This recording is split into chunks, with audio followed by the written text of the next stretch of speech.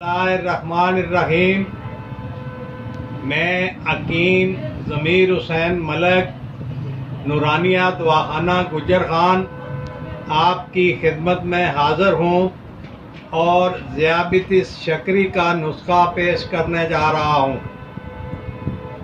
वो लोग जिन्हें पेशाब में शुगर आ रही हो, जिस्मानी कमज़ोरी हो, टांगें दर्द करती हों, कमर दर्द हो, ब्लड प्रेशर कम रहता हो, ज़ोफ़े मुफ़साना के सबब रात को बार बार पेशाब के लिए उठते हों, इनके लिए हमारे दवाखाना का नायाब तोहफ़ा अक्सीर ज़ियाबितिस जो कि खालिस कुश्ता जात से तैयार की जाती है। इसका नुस्खा ये है: कुश्ता बैज़ा मुर्ग, कुश्ता सदफ, कुश्ता फुलाद, कुश्ता ज़मुर्द सब बराबर वज़न मिलाकर 1 घंटा खूब खल करें। खल करने के बाद 500 मिलीग्राम वाले कैप्सूल भर लें।